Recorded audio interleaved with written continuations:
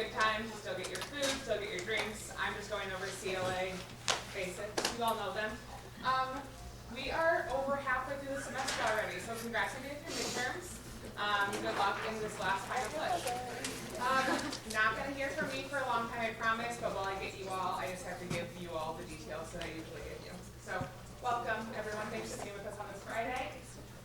We'll go over what we've already been through, talk about what's to come, talk about kind of the outline of the day, set some ground rules, and then get into why we were all here today, which is to hear from some of our fellows. So, this is all things that we've already done. That's like more than a quarter of the requirements of being a part of CLA are already completed. So that's pretty awesome. We've already seen wheelhouse talks. Make sure if you miss self-reflection or a second wheelhouse talk, you're doing that on Blackboard. We have them up at this point, both of them. Yes. Also, independent initiative review. We had 9 proposals. So those of you who submitted them, great job. We are reviewing them and should have answers to you before December. That's our hope. So that's our hope, and then we will work on kind of the process of that. But just to let you know, the committee already has them in their hands. We are reviewing them. And everybody has their mentors.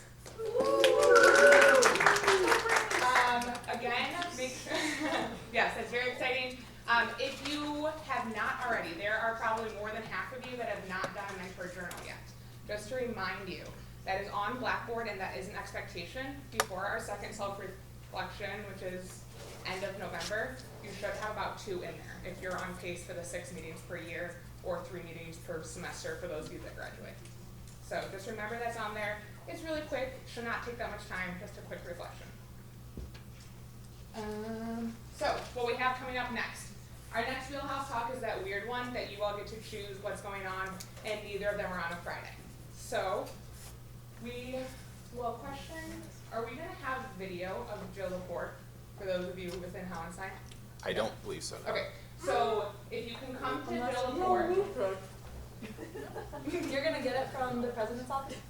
It should be If it's recorded, we will request it from the president. So if we can get both of these, we will post them both on Blackboard so that you can watch both of them. We will at least for sure have the annual alum on Blackboard. So we understand it's not a Friday and that's what you all usually have blocked off. So don't get too stressed if you can't make either. Just make sure you let us know if neither will work.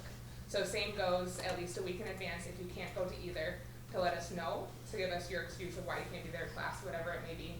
If you are coming to the Jill Laporte, that's technically a fall arts lecture, so not directly through Hauenstein, so it won't be the same check-in that we usually have.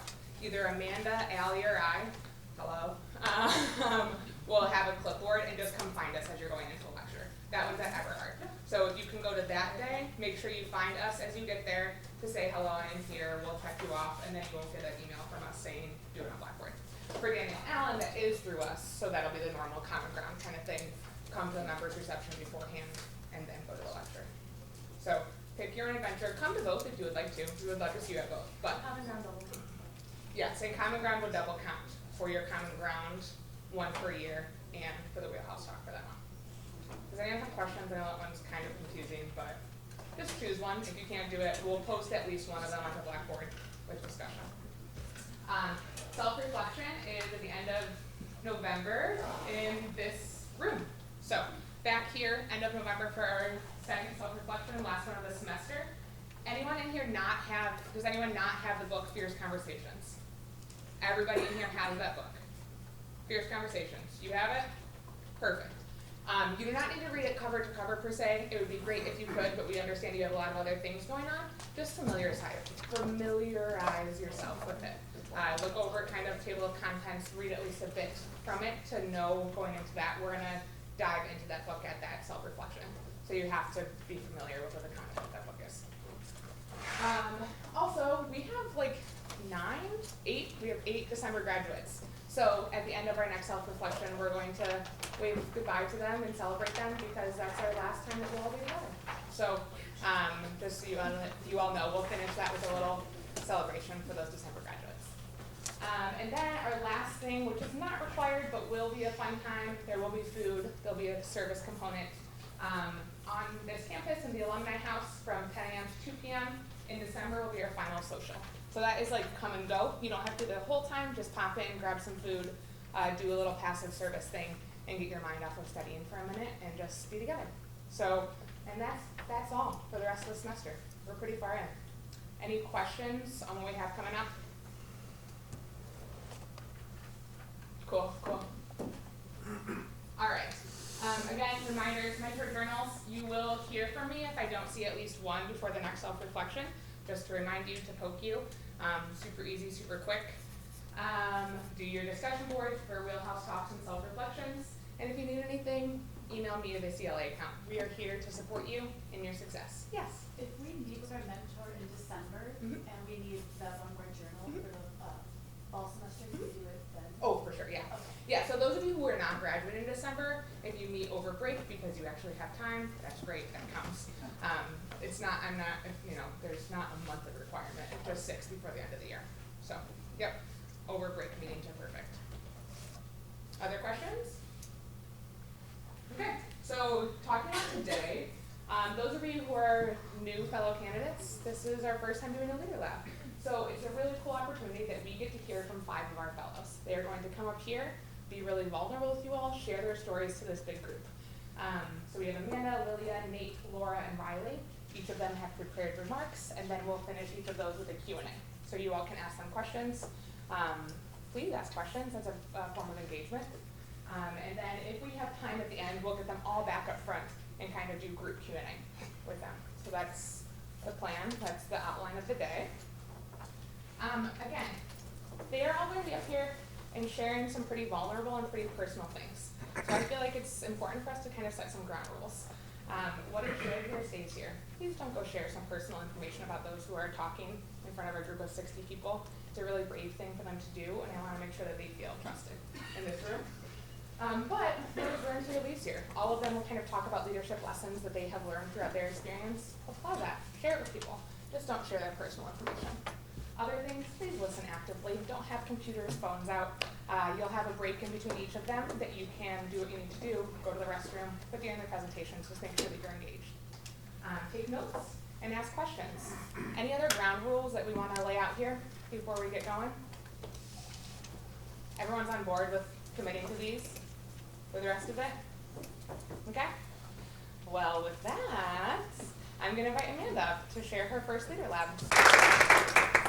Okay, I wasn't nervous until like 2 minutes ago, so here we go. I'm going to start with this, disclaimer type thing, whatever. I told myself, and actually I was close with Chad and Beth, who was a fellow last year, and I looked at them and said, never in a million years will I ever stand up here and do a leader lab. I have nothing interesting to talk about in my life.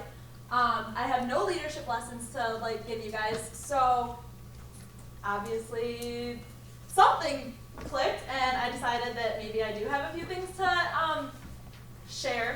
But I just want you guys to know, for all of you sitting out there that are like, no way, no how will I ever stand up here in front of 60 of you and talk to you about this, things change and it might happen. So, that's my little disclaimer.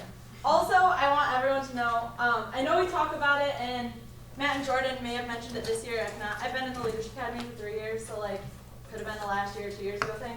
But I definitely feel like when I sit in this room that I don't belong in this room, and that I'm not good enough to be in this room, and that I don't have enough experience to be in this room, or cool things about me to be in this room. So for any of you that feel like that, in addition to not wanting to do a leader lab, you're here for a reason, and obviously you've shown something and you've got all this cool stuff, so keep your head up in that sense that you do have leadership lessons that you can teach every single person in this room. So with that, here we go. Okay, so about me, I'm Amanda. I am a grad student. I'll be graduating in December. I am studying accounting.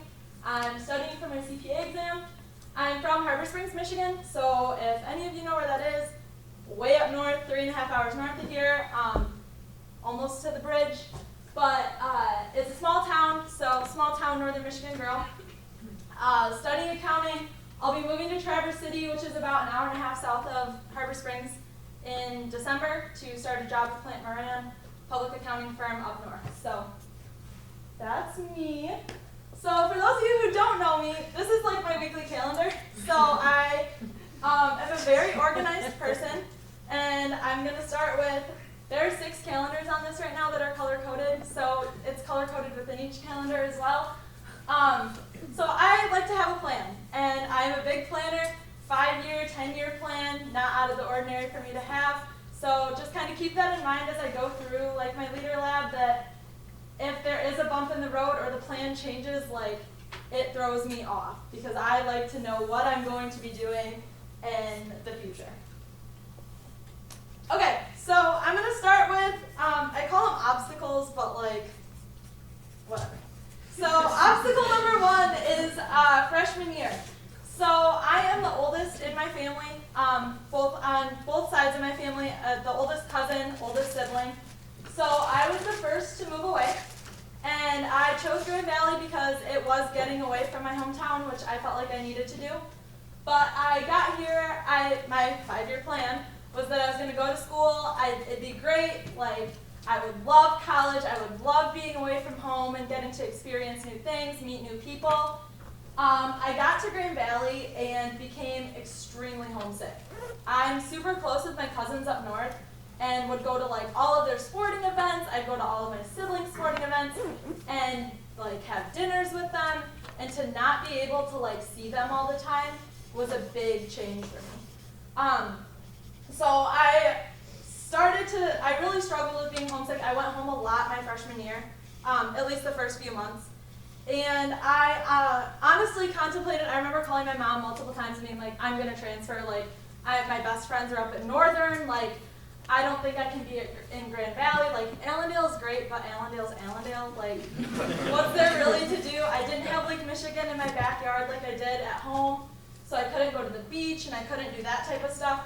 So I really considered transferring to Northern and being able to be outdoors more, be near the lake, be near the like hiking trails. I decided to stick it out. Now looking back at it, I'm like, okay, Amanda, you're being slightly dramatic. Like, everybody goes through the whole like, oh God, I'm at college, like, I miss home. Like, some people are like, yeah, this is great, but like, everybody at some point like misses their home and their family and whatever. So my little leadership lesson with that one would be that sometimes, it took me a little while to realize this, but like sometimes your decisions don't fit exactly how you planned. So like I thought that it would be great, I would love every single minute of college, and then I didn't. So I learned that I needed to adapt and be flexible and just let it kind of roll how it was going to roll and give the process time, do the work, and the reward's going to follow. So I ended up after like Halloween, my brother had a football game up in Iron Mountain. His team was in the playoffs, and so I went to Iron Mountain, which anyone who knows where that is like over by Wisconsin in the UP. So like it was a long drive, but that was like the moment for me where I realized like, okay, I can do this. Like my family still loves me, my friends were up there, I got to hang with them. They were so excited that I came home, but they're like, dude, you're having so much fun at college, like enjoy college, enjoy being away. So just give it time, do the work, and the reward will follow. So that's the first one. My second obstacle, which is the one that kind of I'm going to spend most of my time probably on, is I decided to change my major. So freshman year, I went in as a pre-physical therapy athletic training major. I thought I really liked working with athletes, and I knew that like that's what I wanted to do, was to work with students, work with athletes, and get into the physical therapy field. So I did my freshman year as that, and then after freshman year I realized like maybe I don't want to do the clinical stuff. I was pretty proactive, so I did a lot of job shadowing, both with my high school athletic trainer and in the sports med clinic that she worked in. And then I also that summer decided to job shadow at like a local regular physical therapy place that wasn't sports med focused, which was eye-opening. I realized there I worked with a lot of people that were not student athletes, were not athletes that didn't care as much, didn't have to like that goal of like, I need to be back out on the field, I need to be back out on the court, so I'm going to do everything in my power to get back on the court. So working with people that were less motivated was a big struggle for me because I'm a very determined and motivated person. So that really showed me that I didn't know if I did not go into athletic training and physical therapy and work in a sports med clinic, I don't think I would have liked it. And I was like, there's no guarantee that I'll be placed in a sports med clinic, that I'll find a job in a sports med clinic. And so I started to like consider going into business and doing like the healthcare side of, or the like business side of healthcare, because then I could still help people. I could still work with the same group of people that I wanted to. I took an accounting class in high school and really liked it, except for the fact that I didn't want to be the stuffy accountant that sits at the desk, sits at their cubicle, doesn't talk to anybody, and runs numbers all day, because that's not me. I'm a very personable person. So I decided to switch my major. It was really scary, especially since my 5-year plan was now flipped on its head, and now I didn't know what classes I needed to take. I didn't know if I'd still graduate in time in the 4 years that I wanted to graduate. So my dad actually is a financial director at a medical care facility, and he did a finance degree, and that's what got him to that point. So I was like, oh cool, I'll do finance, like this will be great. So I changed my major to finance over the summer. I looked into like the required the core business courses that you have to have. I scheduled classes myself, set up a time to meet with a Seedman advisor like downstairs for when I got back to campus. And I started looking into like internships in the healthcare business side of healthcare field. This is where it kind of like, I was like, okay, cool, I'll do finance. I took my first finance class. Anybody who's a business major, you have to take finance 320, and I hated it. Like, finance did not make sense to me. The ratios were like way over my head. I was like, I need hard numbers. I don't want to be projecting like what's going to happen in 5 years for that.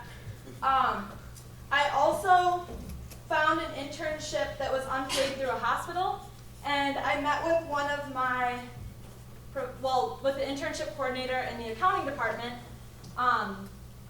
and because by then I had decided like, okay, maybe I should go back to accounting. So I like flipped back to accounting, but it didn't really matter like class schedule wise, because I still needed to take all the business core courses before I could get into the major courses.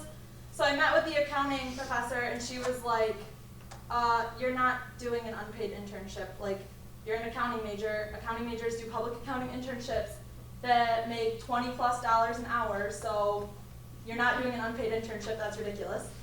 I also was talking to one of the other accounting professors. I was in an internal audit class. I don't think we have any accounting majors, but if you know Dr. Cannon, he does an internal audit course. He's a great guy, and I talked to him. He was talking about like healthcare and working in healthcare.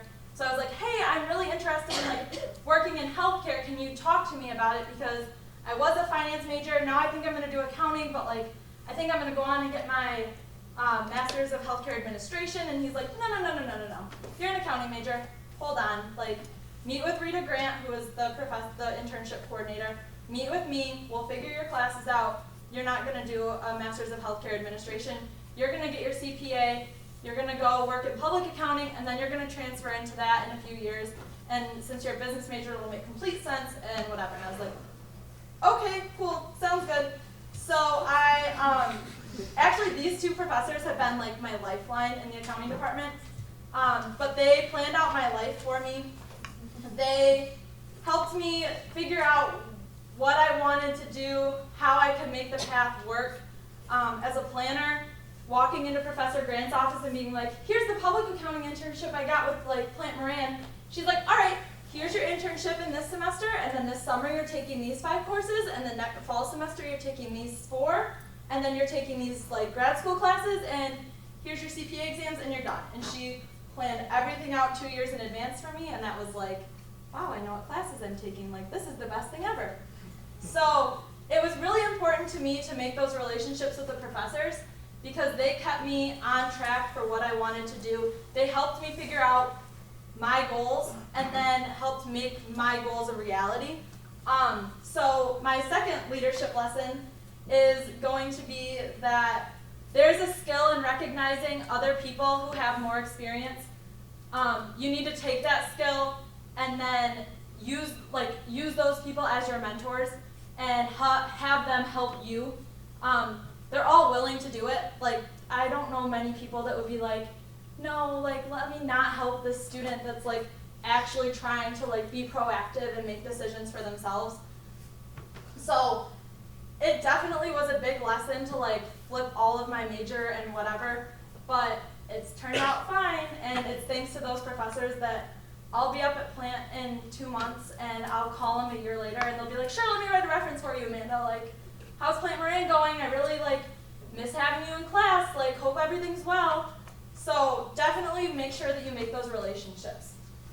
The last little lesson obstacle that I've had is my MSA CPA, which is what I'm finishing up right now.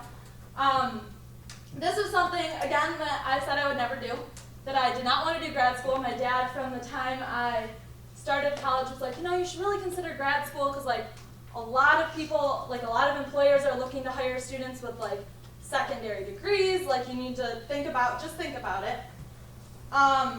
There have been a lot of things that have happened during this grad school experience. It's only been a year, but the engagement calling off, broken friendships, a new relationship. I've struggled with trying to figure out where I'm living in Traverse City, so finding housing up there, figuring out the logistics of moving up there while still doing school. The master's program is great, but studying for your CPA is key to being successful in public accounting, and mentally that has taken a big toll on me. It's a very stressful and rigorous study program course to try and get it done, which 2 weeks from today I take my last exam, and hopefully I will be done and pass it and never have to look back and will not have to take the exam ever again. But there has been a lot that I've realized within doing this last year's worth of school and studying. My little lesson with this one would be that what I've learned through this experience is that we're all stronger than we think, but in order to be happy, we need to make decisions for ourselves and not try to decide what would have been best for others. So going back to even the engagement thing where he tried to control me, and I don't do what other people think we should do. We need to take the time off, spend time alone, reboot. We're not superheroes. At the end of the day, we're all people. It's not like we can just go on and be like, everything's great, and everything's falling apart. We need to take care of us, and we all need a break. We all need that time to just recharge ourselves. So make sure you're taking that time for yourself. And yeah, so that's me.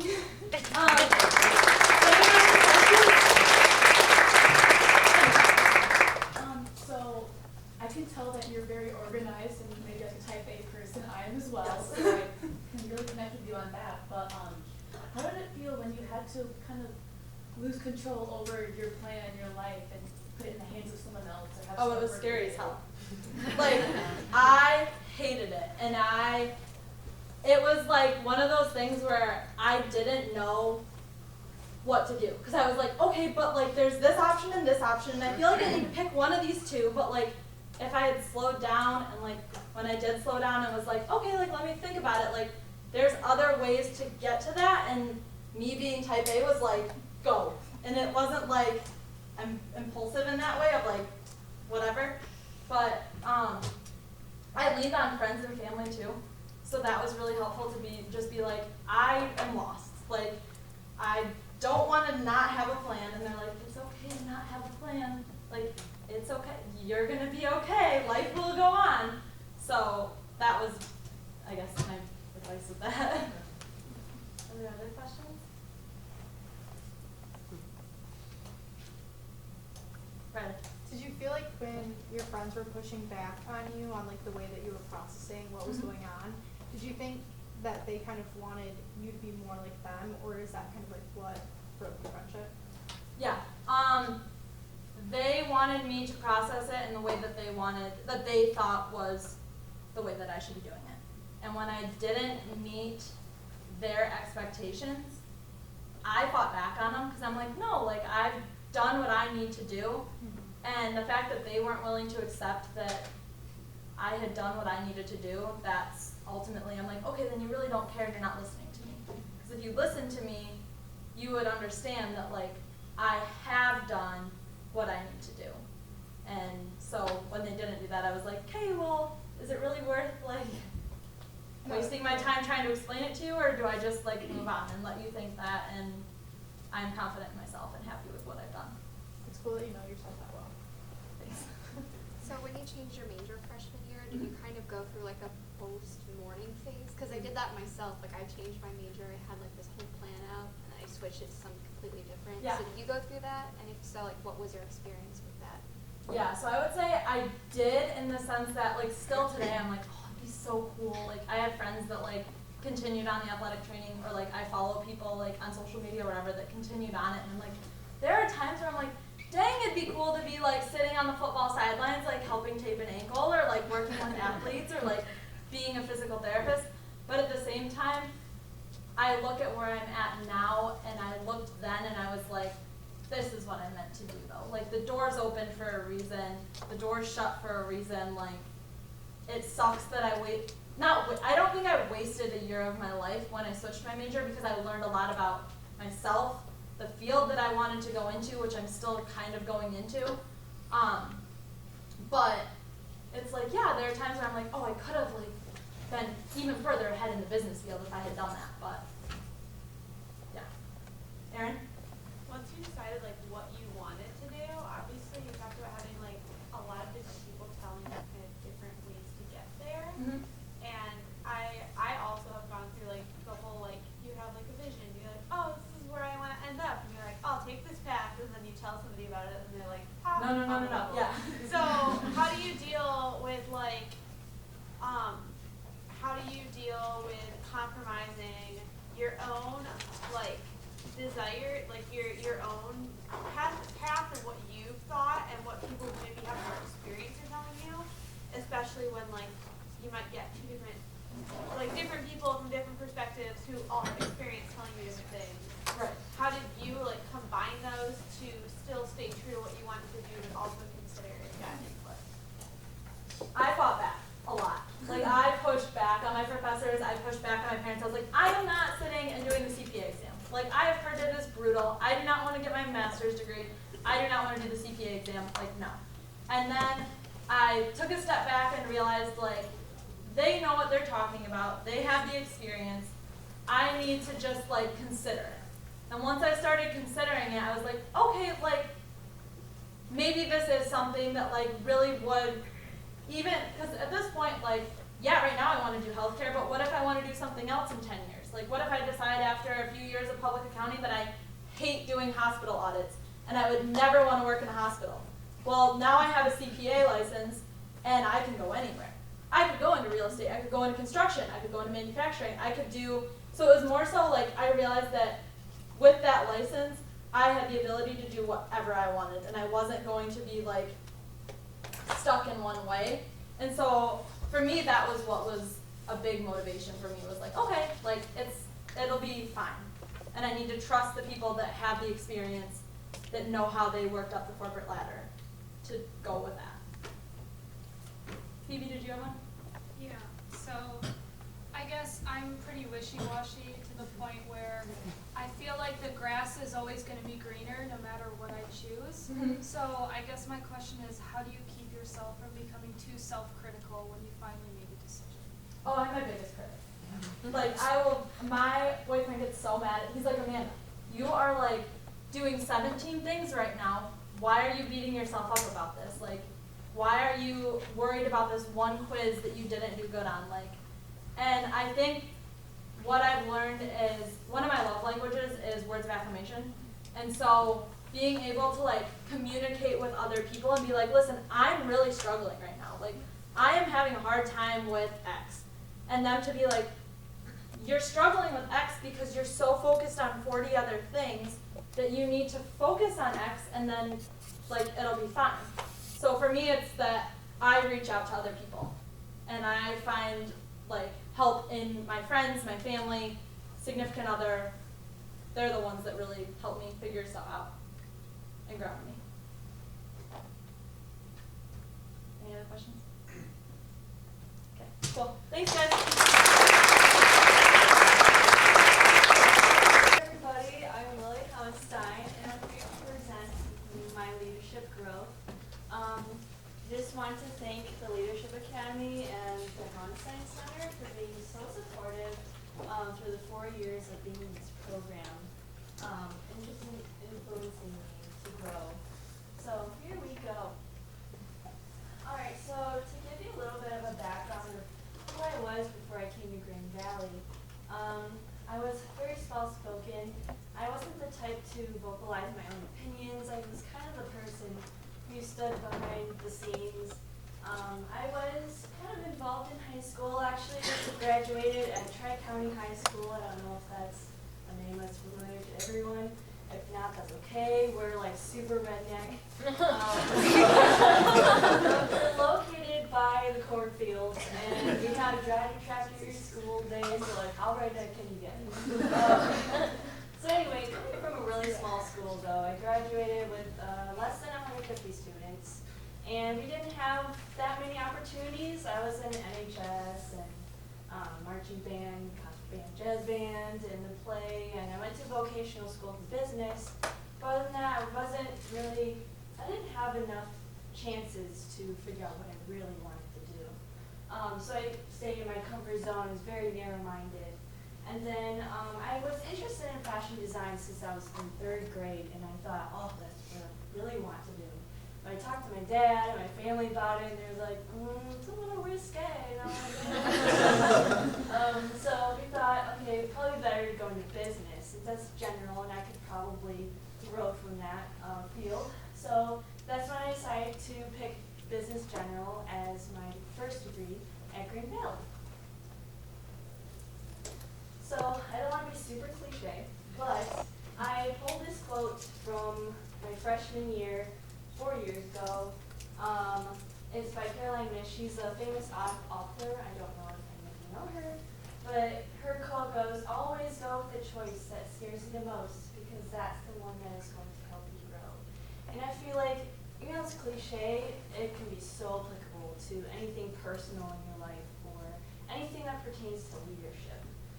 So that's going to be the theme throughout my presentation here, and I hope that you can leave this room with this quote in your head, even from when you find a job or any kind of situation you encounter. So freshman year, I started at Grand Valley, of course, and since I was very soft-spoken, very shy, I thought, well, I don't really want this image to be on myself, and I don't want people to remember me as, oh, well, yeah, she doesn't contribute much, or she doesn't sing much. So I wanted to change that by first joining the LOB Laker Marching Band here. It was a really great way for me to kind of put myself out there a little bit, get to create relationships, and also root for the football team. I really want to do that. And then I also started working at Green Valley Development Office and Everhart Center downtown. I connected with a couple people, and they were able to help me start my job there. And I guess that was my first big girl job. It was kind of a kickstart for me to start my professionalism and start my networking skills. Last point here, so the scary moment that happened was my great-grandfather's, this Ralph Hauenstein. He passed away a little bit into the winter semester, and it was very heartbreaking for not just my family, but for everyone who knew him. He inspired and influenced everyone. But not only was this a scary moment, his passing has also kind of helped me grow as a leader, because the story that I want to share with you is when I was 11, I sat on his lap, and I remember him asking me, well, what do you really want to do, Lilia? What do you want to do? And I said, well, I know I really want to go into fashion design and maybe like the creative side of business, I don't know. And he said, oh, that sounds good, but if you're not successful, then I'm going to come out of my grave and get you. And he's like, oh, oh, God. And so that feeling has actually stuck in my soul. So everything I'm doing right now is for him, because I do not want to see him coming out of his grave. No offense, but yeah, that was a great way for me to grow and get into year 2. So my sophomore year, I I became a fellow candidate in Leadership Academy, and not only was it a shove to push me out of my comfort zone, but it was more of a push to help me figure out who I was as a leader. Because before I joined, I'm sure many of you have experienced that you're not a leader, you're not sure why you're here. So yes, that was a scary moment, but also in a way it was great for me to grow personally and through leadership. Second scary thing that happened was planning my study abroad, and how many have or are planning on studying abroad? Yeah, so I'm sure you all experienced or will experience that it is a tedious and sometimes annoying and a long process. You have to fill out so many papers and you have to talk to so many people, but in the end it's totally worth it. So since I was not as social at the time, it was really difficult for me to put myself out there and get to know a lot of people, but in the end, definitely worth it. But another scary thing that happened was towards the end of my sophomore year, I was so ready to get the PADMO scholarship. So this scholarship was huge. I was totally reliant on it. I worked with a lot of people to create an essay for it, and I was in an interview for it, and I was one of the finalists. And then a lot of people in the International Center said, oh yeah, you'll definitely get it, because you're going to Japan for a year. And I said, oh yeah, that's true. So since I was relying on it, I thought, well, if I don't get it, then I probably won't go because I'm so financially unstable. So after I got an email, though, saying that I got rejected from it, it was very heartbreaking for me because I put so much effort into it. And so then I remember sitting in my friend's room, and he was helping me figure out, like, okay, is this possible? Like, maybe we can flip this around. I was so ready to say, no, I'm not going. But then he talked to me and said, well, you know what, if you really look back in the future and you're not there, what are you going to think? I mean, you're going to regret all the work that you put into this, and is it really worth throwing this all away? And I said, gosh, dang, you're right.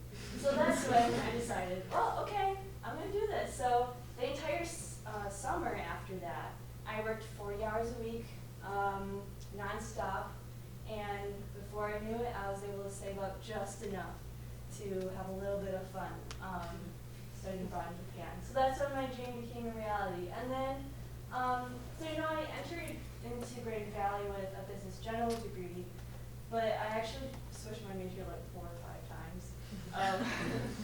It was a little stressful, but after connecting with a lot of people within the office and outside of the school, I finally realized I think advertising public relations is for me, because a lot of people tell me that I lighten up when I talk about creativity and being able to collaborate and promote products.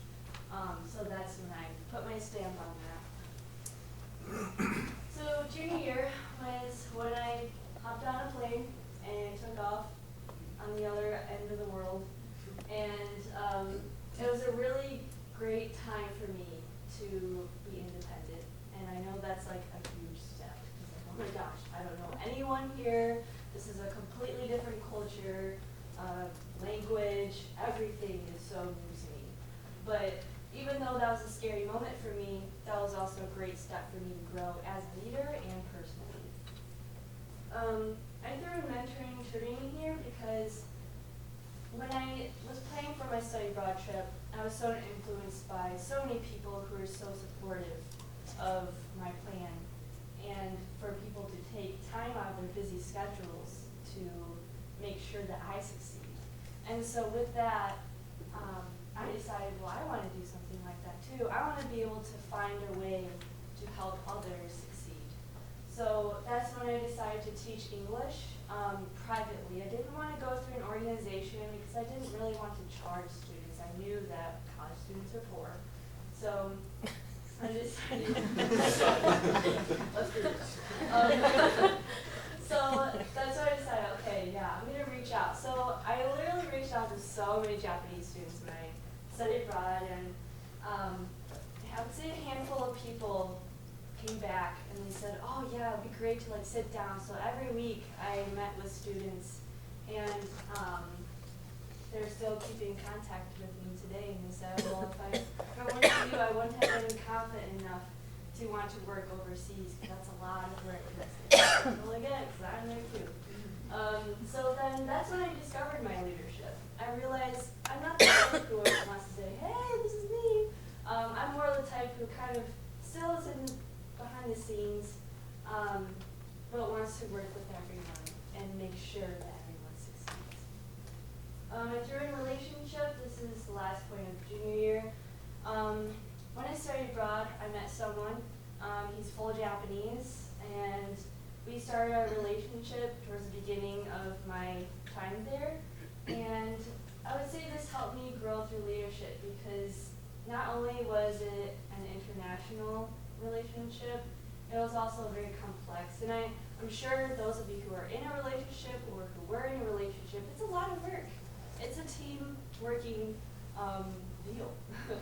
So actually I would say, like, in the beginning of our relationship, there were times where we had miscommunication, and since we come from completely different cultures, we have different ways of thinking, different ways we handle the situations.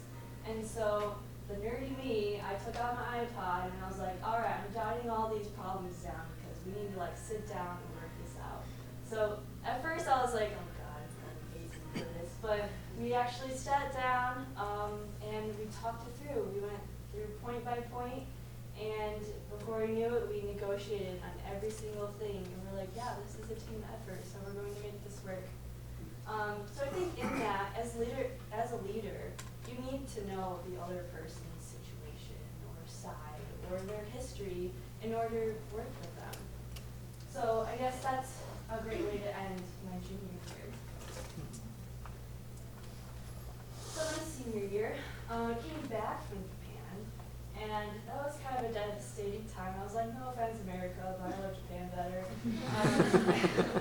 And I also, I was so used to living on campus, but when I came back, I actually lived at home, and it's about an hour away from here, 2 to 3 hour drive every single day.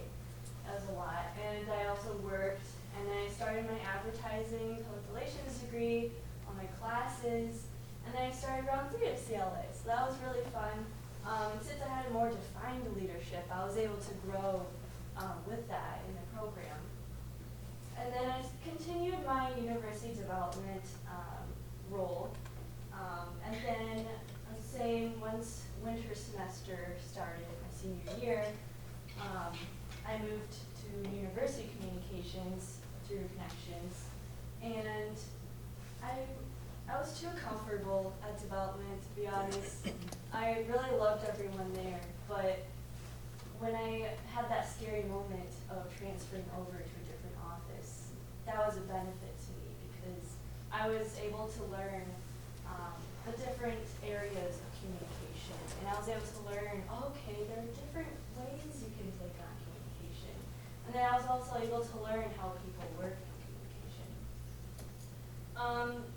Then when I also came back from study abroad, there was a centralized location at my host university called Global Lounge.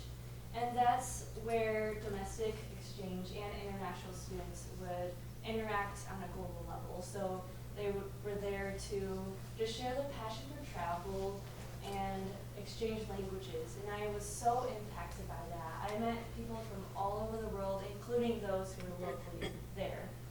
And since Green Valley really values globalization, I thought, well, we need something like this. So this was a scary moment, because I went through maybe 3 proposals, and they kept saying no, no, no. And no is not a fun word to hear.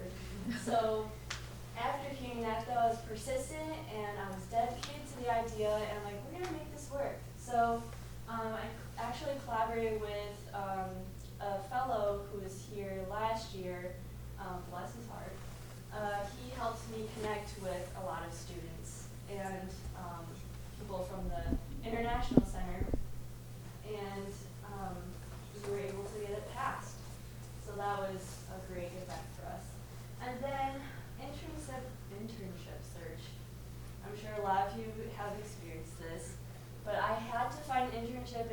graduate. So I actually took a whole year to connect with people to find an opportunity. And I highlight that day. It was actually the last day of my senior year.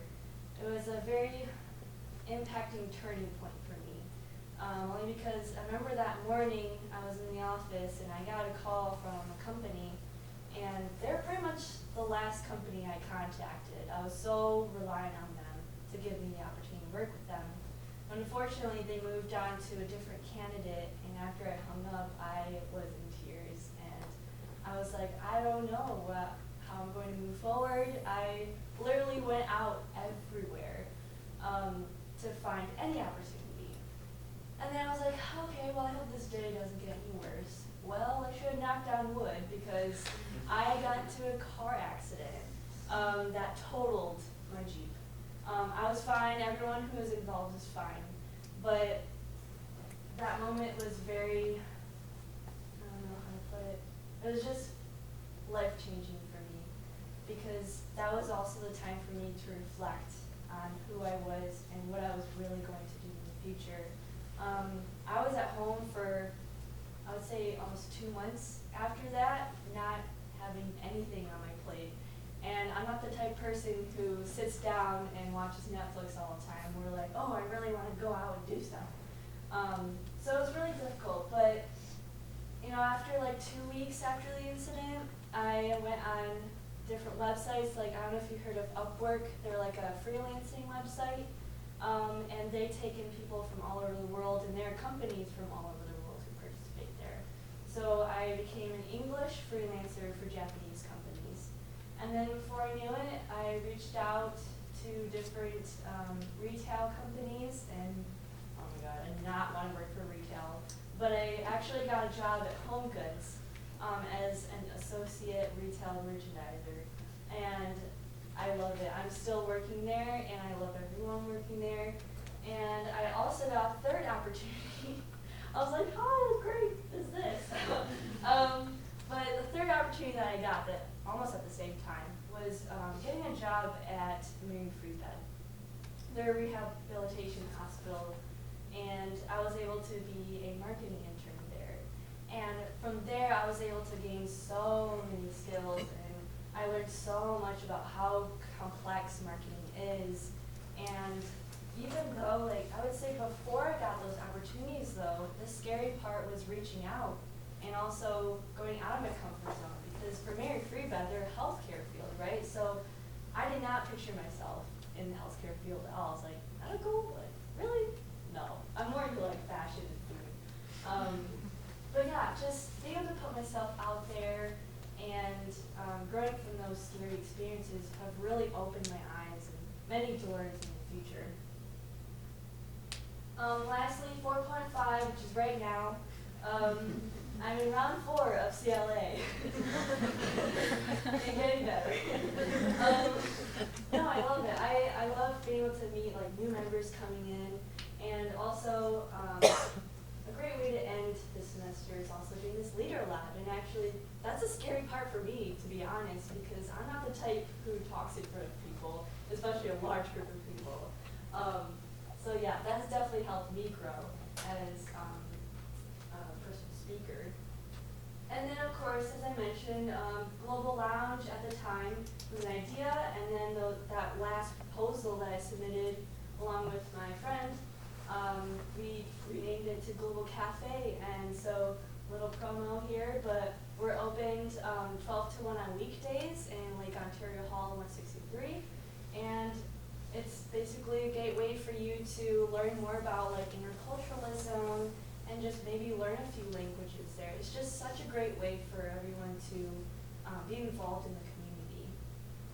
And then so now that I'm graduating in December, I have to go on the job hunting process. I have gone through a lot of rejections, but again, that's just how it is, and you just have to push yourself and keep going from there.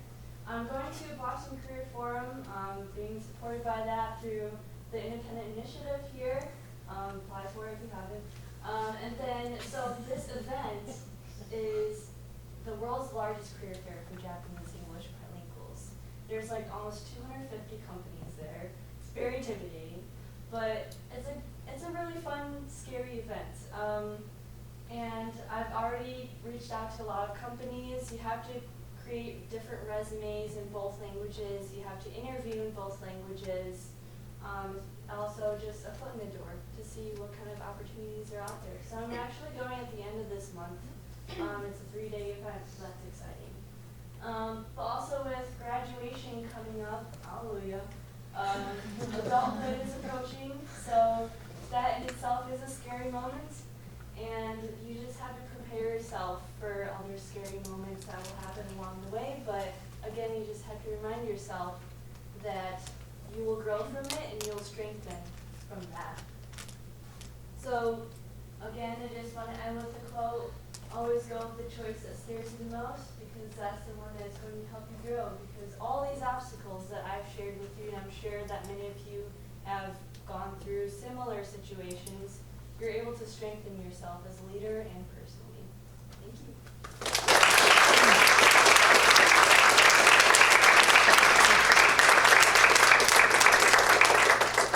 Okay, we can have questions.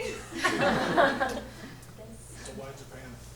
Why Japan? So I'm actually half Japanese. My mom is originally from Kyoto, which is the southern central part of Japan. I grew up learning a lot of different cultural aspects of the country, and every year we went until my fourth grade. And then after that last time we left, though, I cried. And normally when I leave something or I have to let something go, I say, okay, it is what it is. But I actually cried, and so that was kind of a kickstart for me to realize that I really wanted to be there. So that's why I decided to study abroad there for a year, because that was the best way for me to immerse myself in the culture and actually know what it's like to live there. Yeah. So how do you go about teaching English? Like, what would my day one English? Like, that seems to me like so difficult if you're looking at somebody who's never really been exposed. In the beginning, it was pretty rough, because I remember a lot of students were asking me, why does this sentence look like this, or why put that comma there but not here? And I was like, I never really thought of that. I was like, hold on, I need to put Google up there.